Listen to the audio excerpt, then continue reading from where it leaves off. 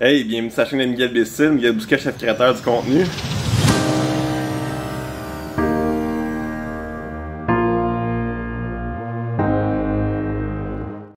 Un petit samedi bien tranquille aujourd'hui. Dans le fond, c'est ça, j'ai pas fait beaucoup de tâches, mais c'est ça, j'ai travaillé sur l'ordinateur. J'ai travaillé sur la planification des ressources, puis j'ai aussi travaillé sur un petit modèle de futur projet là, pour casquer des tablettes de plantes que je vais fabriquer peut-être au cours de la semaine prochaine. En tout cas, je vous montre ça.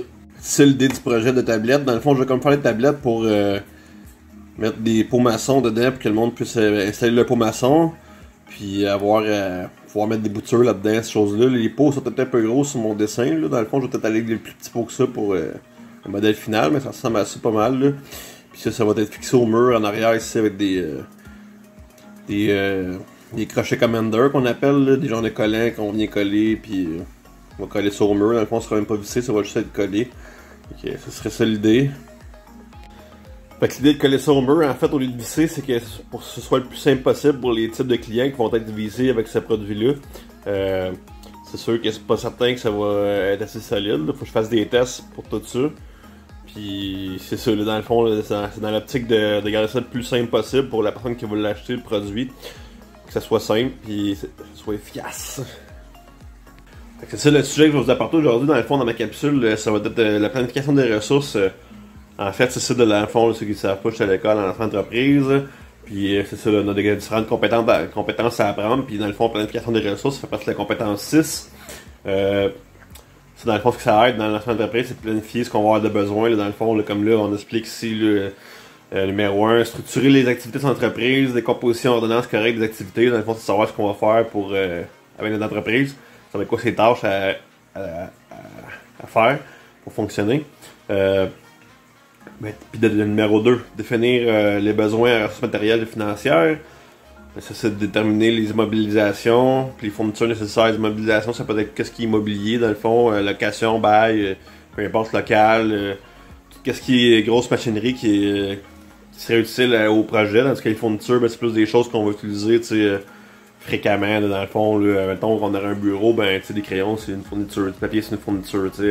Dans le domaine de l'ébénisterie, des lames, des papier sablé, la peinture, c'est des fournitures. C'est ça, c'est des choses qui sont à courte durée, tandis que l'immobilisation, c'est comme, mettons, une machine qui est un banc de scie, ce serait une immobilisation, comme par exemple, parce que le banc de scie va durer plus qu'un an, c'est calculé comme une immobilisation.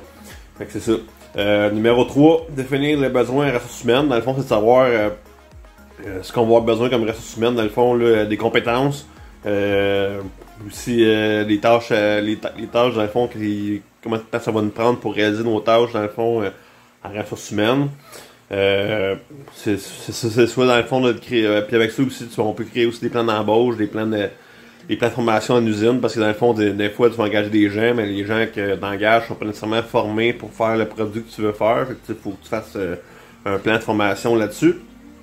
Numéro 4, établir des états financiers prévisionnels. Dans le fond, c'est de prévoir dans le fond là, les dépenses. Et puis les revenus qui peuvent être, dans le fond, c'est ça, l'expression complète des données relatives aux prévisions des ventes, au coût du projet et au financement. Dans le fond, c'est de savoir comment on va faire de vente, comment ça va nous coûter faire le projet, puis si on a besoin de financement, dans le fond, pour ce projet-là. C'est de calculer les coûts opérationnels aussi. J'avais commencé ça avec ma coach en entreprise, justement. On prenait des projets en particulier, puis là, je calculais mon temps pour tel projet, je calculais les ressources humaines que j'allais avoir de besoin, sous-traitance, les ressources de transport. Tout ça fait partie de cette compétence-là, dans le fond, de savoir. Puis en même temps, c'est ça, l'estimation adéquate des coûts, le revient. Fait que c'est ça, dans le fond, en faisant ça, dans le fond, de savoir un seuil de rentabilité, puis de savoir si le projet vaut la peine d'être réalisé ou non. Et numéro 5, le dernier. C'est de rechercher le financement nécessaire. Dans le fond, c'est de faire des choix judicieux quant aux sources de financement. Dans le fond, parce que ça, en tant qu'entrepreneur, il y a plusieurs sources de financement disponibles. Là. Souvent, on va voir la Banque de développement du Canada, le BDC, les banques normales aussi qui peuvent aider. Dans le fond, c'est ça ce que ça nous demande. Mais moi, cette partie-là, je l'aime moins, là, parce que le financement, j'ai un peu de difficulté avec ça. Je suis pas même un pro financement. Là. Dans ma vie de tous les jours, j'ai toujours payé mes choses en argent, tu sais, j'ai jamais fait de financement réellement, tu sais, puis là en entreprise, ben, ça se peut que j'en ai besoin, fait que c'est sûr que ça va être quoi, il faut que je travaille moi-même, mais c'est ça dans le fond, là, cette Ce point-là, dans le fond, ce qui amène, c'est qu'il faut vraiment préparer notre projet correctement, de façon soignée, pour avoir une belle documentation, pour présenter notre projet d'affaires. Que ce soit, dans le fond, ce projet d'affaires, ça englobe pas tout mon projet nécessairement, mais des fois, ça va être un produit en particulier que je vais développer, puis j'ai pas besoin de fonds pour développer ce produit-là, mais ça, c'est calculé comme un projet d'affaires. C'est ça, là, c'est... Ok, c'est ça. C'est ça, entre autres, dans le fond, dans le fond, c'est pour les petits points apportés, c'était ça. Puis dans cette compétence-là, dans le fond, ce qu'on amène à réfléchir aussi, c'est la capacité de production aussi. De faire les calculs de notre temps, qu'est-ce qu'on prend comme temps pour faire telle tâche, tu sais, puis qui va faire cette tâche-là aussi. Pour accomplir notre but, dans le fond, de notre projet. Puis il y a aussi une autre partie que j'aime bien aussi, là, c'est... dans le fond, on vise le développement durable. Dans le fond, on parle de développement durable. Dans cette compétence-là, dans le fond, c'est d'essayer de limiter le nombre de déchets. Dans le fond, les 5 R qu'ils appellent, là, comme qu'on pourrait utiliser à la maison, dans le fond, c'est de refuser des produits à usage unique, etc., des annonces, des affaires-là, de la publicité, des journaux qu'on lit même pas, dans le fond, comme un Publisac. Dans le fond, c'est comme, c'est ça, c'est des déchets, en réalité, qui se produisent pour rien. De réduire le gaspillage, de réutiliser ce qu'on peut utiliser, donner une seconde vie. Puis ça, dans le fond, c'est un point fort parce que je trouve, dans le fond, c'est mon entreprise, c'est de donner une seconde vie aux matériaux qui seraient comme nécessairement plus bons. Fait que là, dans le fond, ce point-là, je l'aime bien réutiliser. Recycler les matériaux qu'on peut pas réutiliser. Puis de composter, dans le fond, on parle du restant, dans le fond, qu'on peut pas,